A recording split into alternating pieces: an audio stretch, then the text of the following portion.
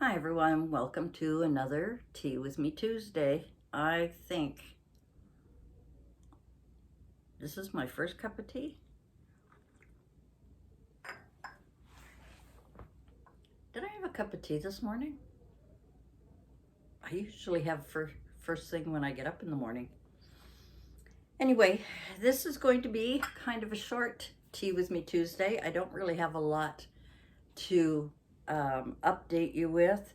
I was going to do putting some clothes away and going through some things that need to be gone through. And I was talking to my daughter, and I was talking about what will I be doing should anything happen to Mom. I have to think of that next phase, although personally I would rather just, not think about it at all. But there are a few things in my home that I don't want to give up. And the reason I say that is that I was telling my daughter that, God forbid, anything happened to Mom, I would like to travel, visit some friends that I've been wanting to visit, and just kind of be free from responsibilities for a little while. I think that conversation happened after Mom and I were out today, and Mom's been a little off the last couple of days, a little crankier than usual. Cranky is not really a word, but I can't say she was off. So she wasn't her usual happy self. And even though I get her excited about going out in the car and going for a drive, but she no longer remembers what we used to do is when we drove in towards, like, into our street, into our small street where the parking lot is, I always used to say, "We're home." And Mom would say, "Yeah, we're home." She hasn't said that for a really long time. And when I park the car, there are many days in the past week, maybe more than a week, where she doesn't know where we are. Now, I don't know if it's because the men's scaffolding has kind of hidden the apartment, but I park in, she knows the parking spot because she always kind of points. She's kind of my side seat driver. She kind of points because she knows that's where I park. We're now parking in our regular parking spot again. I've had to move a couple of times. Maybe that was confusing for her. When the men were working, we had to leave our spot and go somewhere else. And then when they were working on that spot, I had to go somewhere else. And then when they were finished the work, I could go back to my regular spot, and because my parking is close to the building. So anyway, yeah, she doesn't remember how to get out of the car sometimes. She tries to find the handle to open the door, and she's having lapses in a lot of her memory. And she still doesn't know which room is her bedroom. And even though it's directly when you come into the apartment, her bedroom is straight ahead. The bathroom, my room, her bedroom, that dining area that we kind of, don't use as dining anymore. It's more of a little seating area. The kitchen, and of course the living room. And she does not know. And today we were out, and I had to go and pick up a few things, and we decided to go and visit my brother. And before we can go in and visit him, we have to take a one of those rapid tests. It's something we have to do every time we go and visit. And Mom is fine when we go out and we're moving around. So if we go out and we go shopping and we move around, she's fine. And she meets people and greets them and things like that, depending on her mood. One mood she had the other day, we were out shopping, and she was almost not upset, maybe worried, because the aisles were really long and there was somebody coming down the aisle. And every time somebody comes near down the aisle, she tells me, like, it's almost like she's not panicked, but concerned, I guess, or just wants to let me know. You know, I'm not quite sure her thought process in that. And she's done that a few times, but more and more lately. And mostly if they're women. But if it's a man coming down, she'll stop him and talk to him, you know. So she's a real flirt. And most of the people in our building, most of them that know us, young gentlemen, if they are coming in from work or, you know, whatever, and we're going in the elevator together and she kind of flirts with them, and I'll say to him, you know, she's flirting with you. And he goes, I know, I like it. It's kind of cute, you know. But she needs more guidance than before. And it's a little frightening. I don't know if I mentioned it in my last video or did it happen after. I can't remember, I'm sorry. And if I repeat myself, forgive me, but so Mom, I got up with Mom the other day and gave her breakfast and everything. And I went to lay down and then I had to go to the bathroom. So I went into the bathroom and of course I closed the door, but I always leave it a crack so I can kind of see her. And I wasn't really looking. And, you know, I was doing some washing up and I had to go to the bathroom. And by the time I came out, I couldn't find her anywhere. I could not find her anywhere. And it frightened me. And then I looked, she had moved what I had put in front of the door and left. My heart, I panicked. I mean, it's an apartment building. It's not like living in a house. If she walks out into the street, it's different. I would be, I can't imagine. I would have had a heart attack. But because I'm in an apartment building, chances are she would go to familiar areas. And she always goes to that area. Well, apparently, oh, excuse me, I'm so tired. Oh, she got up at 5 this morning and I've been up ever since. And oh, anyway. So, because we're on the second floor, thank God, we can see the front door when we go to the elevator. It's kind of like a landing, whereas all the other floors, it's, you know, it's the wall. But we're fortunate on the second floor, there's a landing and I can look down and see inside and so on. And I was panicking and I pushed the button to go down because I thought, well, maybe she went to the basement, you know, whatever. And there was a couple of people talking and there was this young girl and she said, did you lose someone? Yeah, my mother, you know, and she's right here with us. We found her in the elevator. I panicked. I went, oh my God. And of course, we're just going down one floor. So I got in the elevator, went down and saw Mom and hugged her and said, are you okay? And, oh, excuse me, I am yawning. I am tired. And she was fine, and I brought her up. And I spoke to my daughter about it this last week, and I had put an extra chain lock up very high. She wouldn't be able to reach it.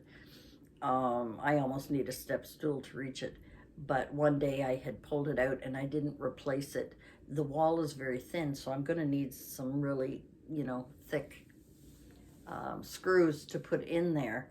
But what I have been doing is putting very heavy things in front of the door. I've got boxes of supplies and things, and I've got a trolley. I call it a trolley. I don't know what it is. It's one of those small things that you can put boxes on, lift them, and bring. Anyway, and she's never touched them.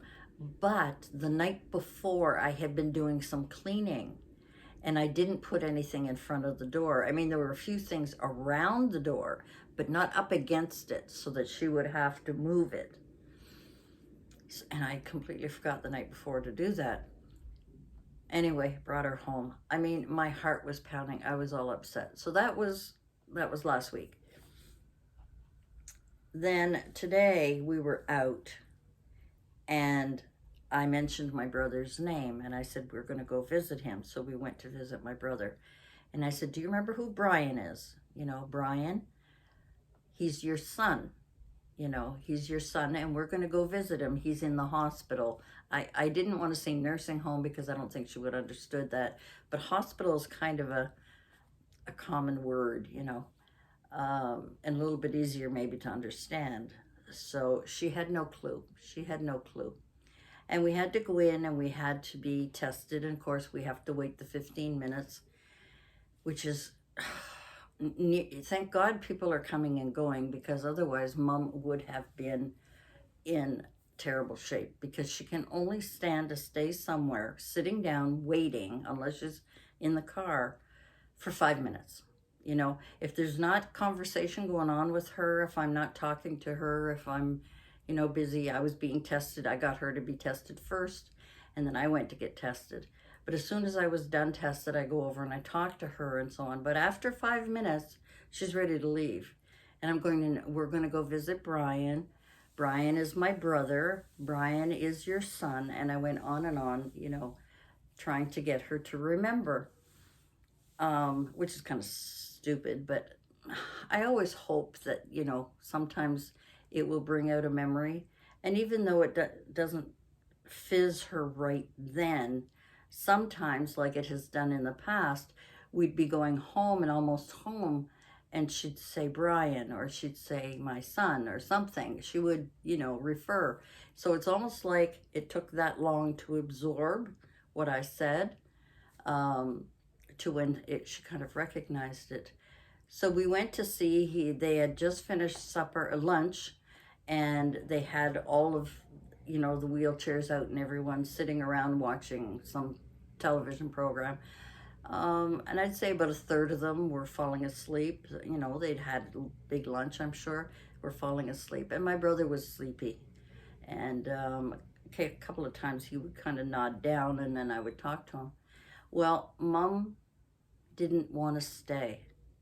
And I brought a chair for her, and I got her to sit down, and I got right close with both of them, talking to my brother and telling him I love him, and that he looks good, and did he have a good lunch, just talking to him and rubbing his back and things like that. And then, and telling him Mom's here, and I took a picture of the two of us. Mom would not sit close to him for me to take a picture. And she wanted to leave almost right away. Even before I got the chair for her to sit down beside him, she just wanted to go. She wanted to go. And I said, no, Mom, we're going to stay. And I had to really be forceful with her and say, Mom, you sit down. We're going to stay for a little while, and we're going to talk to Brian. Brian is your son. And repeating and trying to be calm about it and trying to be loving about it and rubbing her back and telling her, doesn't he look good? Things, talking and so on and so forth. And she doesn't remember, and I wanted to stay with him a little longer, even if it was another 5 minutes. I just wanted to stay longer. And when we left, I was so angry, but hurt, more hurt than angry. And by the time we walked to the car, it was fine. Mom was chitter-chattering about something. I don't remember now what, whatever, and I was talking to her and so on. And we got in the car, and I just burst into tears, you know? And it's hard sometimes to realize that I'm the last one of my family, you know? And I mean, I have children, but I'm talking about my parents, my grandparents, my siblings, my cousins. I'm close to them, but just give me a minute. Okay, so I got emotional, and that's okay. That's okay. It was on the way home. I called my daughter and just said, I just need to talk. And then I was saying, she was going, you're going to be okay, Mom. You're going to, she was very supportive. And so I was talking about that I would, what I will do, what if, and when I'm alone. And I said, there are things in the home that I can't part with. I'm having trouble parting with it because it's a memory. But then will it hurt me more to keep them, or will it be better to just let it go? And she says, Mom, why don't you just sell everything? Because I said, well, I think I'll put everything in storage and that I want to keep. And anything else I can donate, get rid of, whatever. There's a lot of things in here I don't want. But there's a few things that I really cherish and I really want to keep. And so I told her, I said, I really like to travel. I would like to go and visit my friends that I haven't seen in a while, or that I just want to go and visit and just do a little bit of alone time, a little bit of, because I lived alone for 30 years. Yes, I volunteered. Yes, I did a little this and a little that and so on, but I lived alone and I was content alone. And I think God thought that I was being a little too selfish being alone and said, it's time to pay back. It's time to look after your mom. And I'm doing that. And I'm doing the best I can. I think she's pretty happy most of the time. She's well fed. I try and take her out, get fresh air every day and a little exercise. We walk down. We're on the second floor. We walk down to the ground floor, which is like two steps, whatever they're called. Landings, and we both get that little bit of exercise. And once in a while I'll take, if I notice that she's tired or something, which is not very often when we're going out, it's when we're coming home. When we come home, we take the elevator.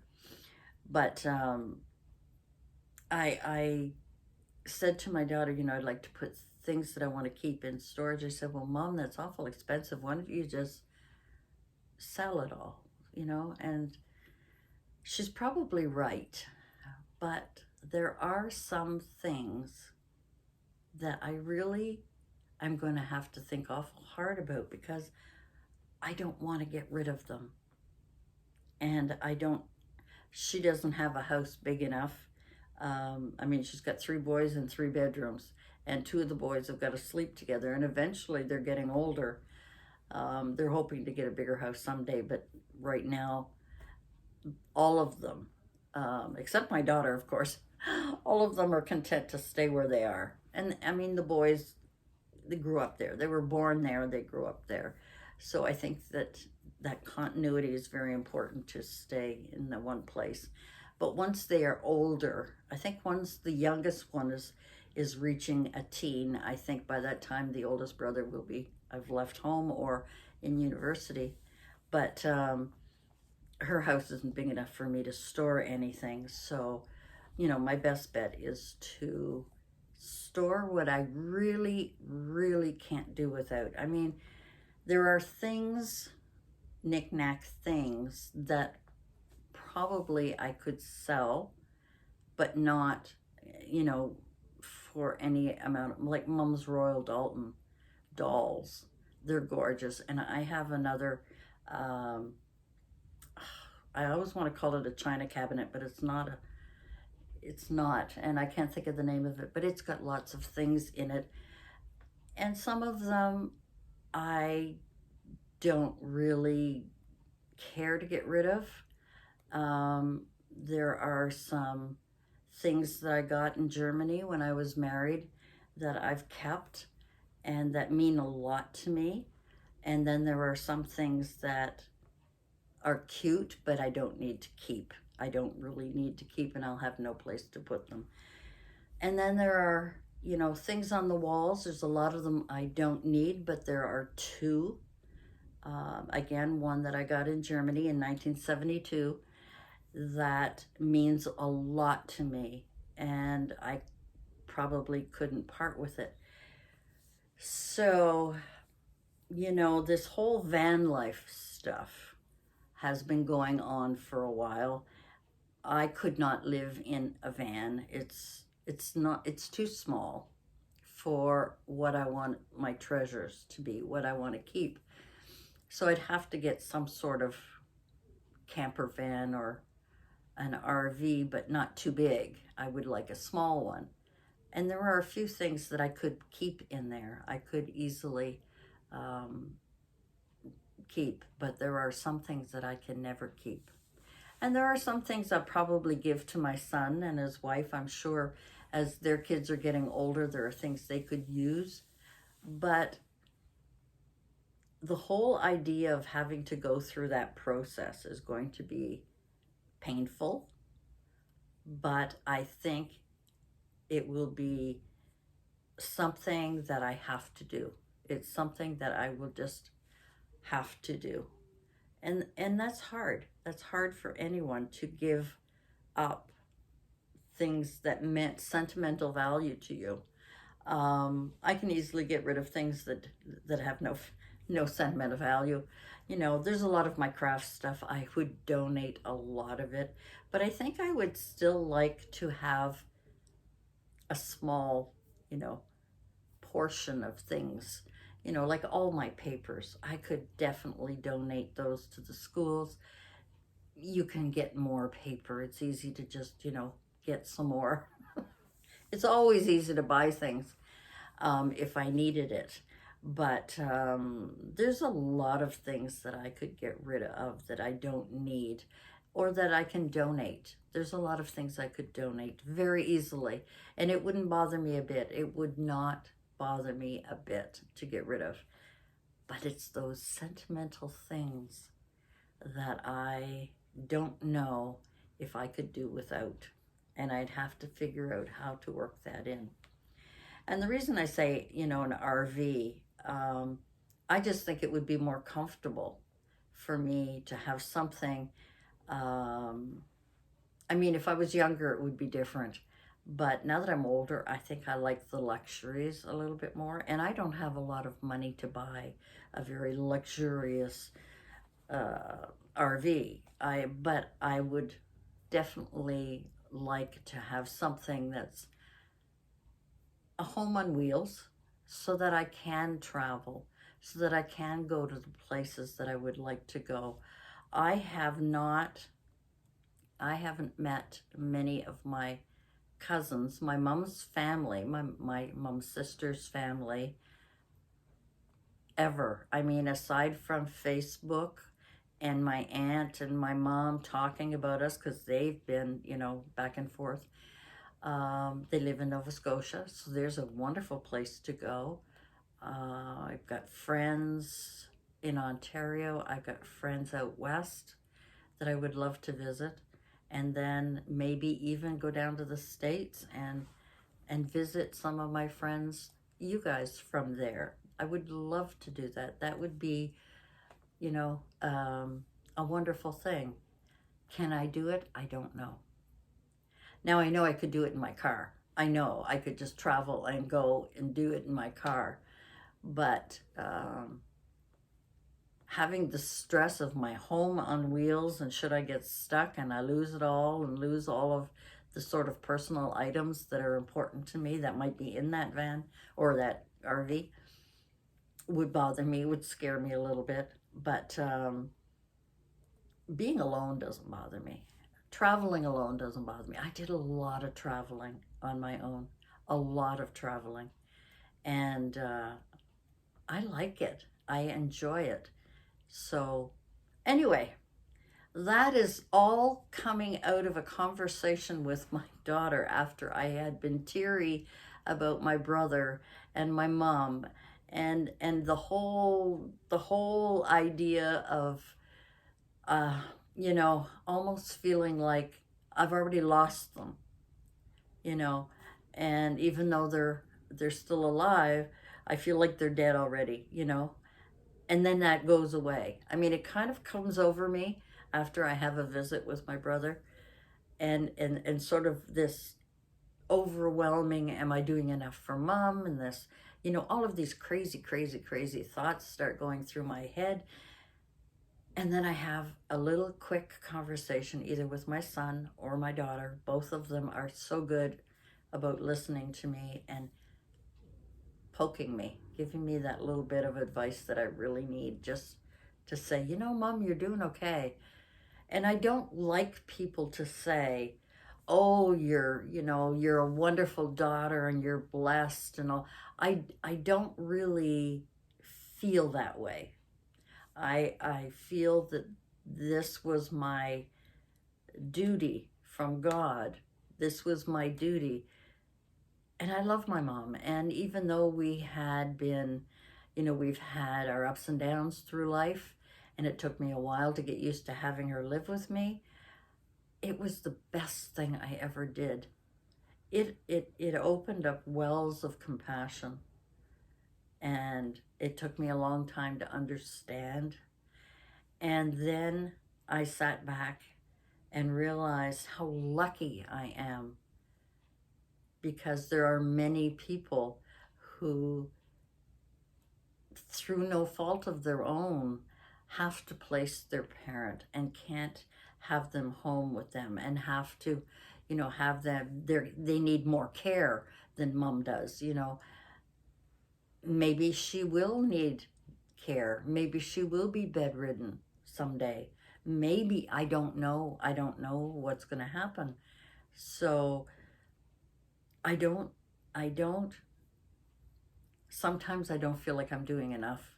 And yet, other times I feel like I'm at my limit, and it just takes a silly moment in time where I allow myself to cry, to have a tear, and then get over it, and then get on with life. And that's what I did. But I needed that 5-minute conversation with my daughter to help me kind of, she's, Mom, you're doing okay. You're okay, Mom. you know, and that's important for me. Anyway, I didn't want this to be a downer. It was just one of those days, and I really needed to kind of talk about it, I think. There was something that I was watching,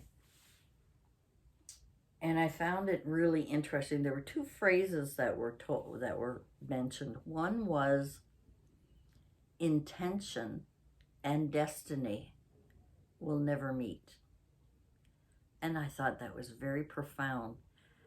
All of our intentions and our actual destiny will never meet. And that got me thinking, that was really deep. The other thing that I was watching a video on Green Renaissance, and she said, when you have low days, it's okay. You have happy days, it's okay. When you're sad and lonely or whatever, that's okay. But what she said was, there was a phrase, and I can't remember if she said it or someone or her ancestor, whatever. Wisdom is always found at the bottom of a well, and you have to go down there to find it. And I thought that was so profound. If you really think about it, wisdom is always found at the bottom of a well, and you have to go down there and dig it up. Anyway, enough of that. Thanks for joining me this week. I am sorry it was a bit of an oddball thing I hadn't planned on talking about, but it's just those two things kind of were very profound for me. Intention and destination will never meet. And I found that fascinating. Anyway, thanks for joining me, and we'll see you again next week. Bye for now.